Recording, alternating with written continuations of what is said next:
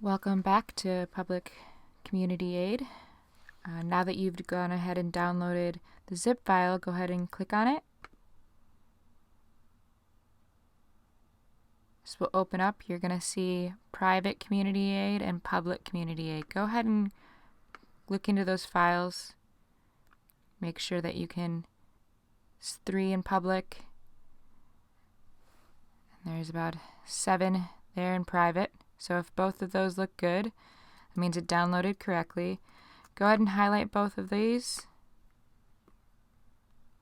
and go to your drive. Click on New Folder. Name it Lansing Community or Mutual Aid. This is the name of your city or town. And you create that. Go ahead and click on it. And then drop these folders right in there. This way now, these folders are 100% yours. Go ahead and click. Make sure that everything's coming up all right. Now the next step is to go ahead and rename all of the files to match your community. So anywhere it says insert name, you can go ahead and rename to whatever city, town, spatial location that you would like.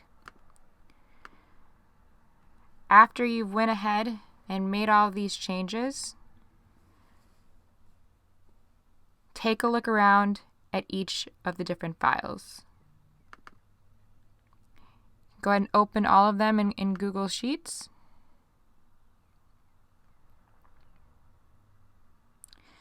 This one's the Community Aid Offers form, so these are the responses. You're not going to change anything in here except whether or not the volunteers completed a request. So you can go ahead and pick yes or no. And if it's yellow, what that means is that the person in your community who has provided an offer has already given at least one offer. This allows you to be able to scroll through them and not call on them again for a whole nother round. You don't want to tire out our volunteers, so it's important to go down the list of each volunteer. Otherwise, this section will be populated by the offers form, which is a public-facing form. You're going to want to make sure that each of these forms are shared with your internal group. And you do that by clicking share, so people can edit, comment, or view. Now, it's important that you keep the core organizing group small. They're going to have access to people's private information, such as names, phone numbers, and addresses. The goal is to connect people who are making offers and who are having requests while also protecting people's identity. So when you call an individual about an offer or a request, you should always ask them whether or not it is okay to share their private information. So you can go ahead and add anyone by email, and they should have access to edit this form or comment or simply view. I would focus, like I said, just strictly on allowing organizers to edit and view this, not the general public. The next sheet that we'll be looking at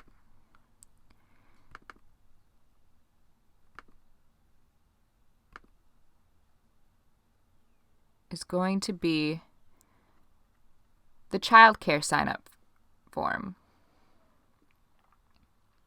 Also has an ID, so you can communicate who went where without using names.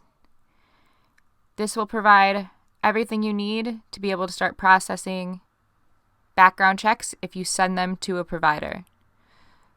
So as people become ill, it's going to be important that we can still provide child care. There are already child care facilities in your area. I would suggest reaching out to them and letting them know that you're collecting this list, and then provide it to them to be able to follow up and do the background checks. So make sure again that you're changing these names. And remember that this is a response sheet, so you do not need to edit this directly. This is also a public-facing form, and it will populate itself.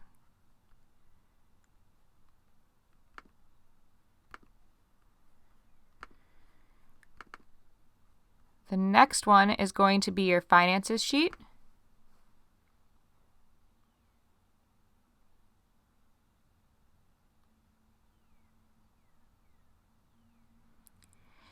And if you have individuals who are working on the finance sheet, you can share with them individually, or as I said, you can also share entire folders. So the private folder, you can go to share, you can add email addresses, and they have access to all of the private folders and files. If you want only 1 or 2 designated people on the finances, I would make sure to share it to them directly and limit that. Here you can go ahead and write the type it was. Sometimes it'll be groceries, also the date. You can go ahead and add how much it was, and it'll go ahead and update this total expense. For individual donations and grants, you can add totals, or you can choose to expand this and add individual ones. Right now, what we're doing in Lansing, Michigan is we have a donation page. And so individual donors are not highlighted in our finances. It's a lump sum every week whenever we pull out of that fund. We also have an area here where you can copy the link of the receipt so you can see all the receipts. We recommend that everyone take a picture of the receipts and hold on to them. If you have a fiscal sponsor that's a 501c3 who can cut you a check every day, that is the best way to do your finances. Unfortunately, what we're finding here in Lansing, Michigan is a lot of our nonprofits have completely shut down because they're worried about liability with their staff. And then they're also worried because they're not finding enough cleaning products that they cannot fully operate in a safe way. So as a result, we've had to manage our finances by finding a fiscal sponsor, but they cut us a large check once a week. And then we put it into our private bank accounts and we reimburse as organizers. You're going to have to keep track of these receipts because it's going to look like income. And you're going to need to make sure you talk to a tax person about that on how to show that it was a donation, which you should be able to do through your fiscal sponsor. You just need to make sure that you're keeping on track of your finances. We also spoke to a lawyer here in Lansing, Michigan, who said that liability is rather slim, but you should always take precautions and make sure that you have strong language, which is going to be added into all of the documentation here today as well, because this is a volunteer-based project and most likely will not be formed as its own organization. You also have here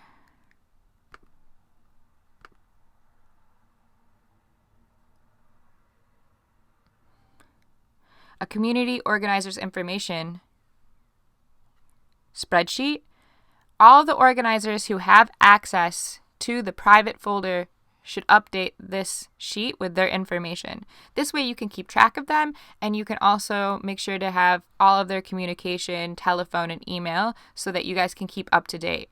We also suggest creating a Slack or even a Signal to keep up with rapid response communication.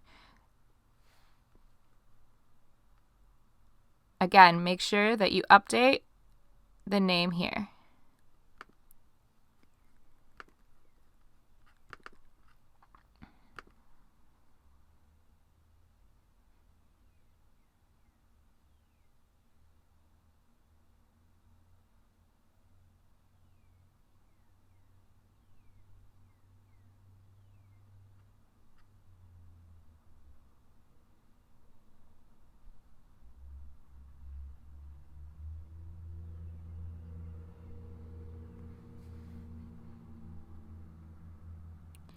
This is the request form.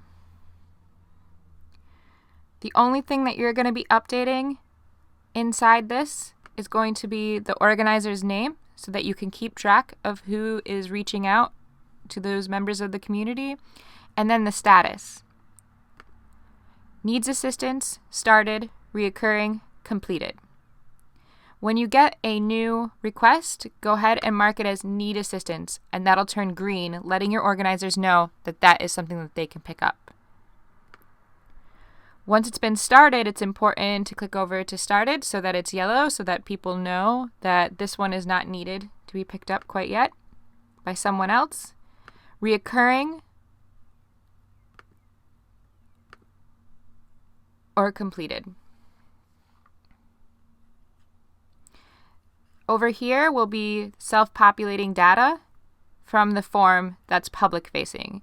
You do not need to write in this except to add any additional comments or to let them know where in the process you are. So for instance, we will update in the spreadsheet, made a phone call, left a message.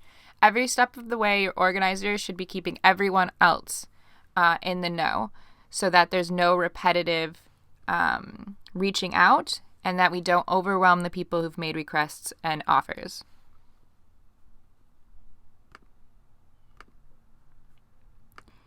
In addition to this, we've provided a document where your organizers can add meeting minutes for your brainstorming sessions. We suggest that you include the date, who participated in that meeting, what the goals were for the meeting, and a brief agenda.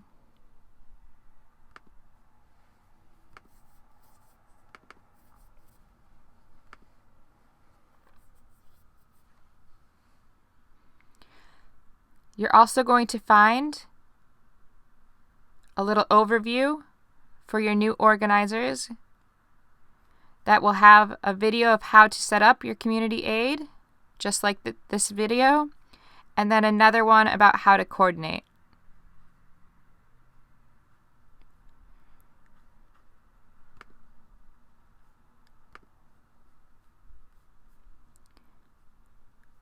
Here is a folder that you can add your receipts to.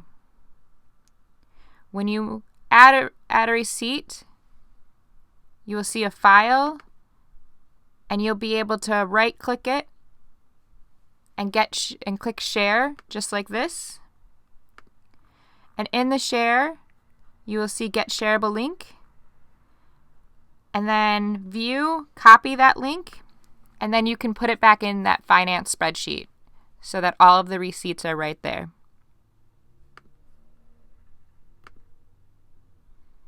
Now, in the public community aid folder, this is the one that you will be sharing to the broader public.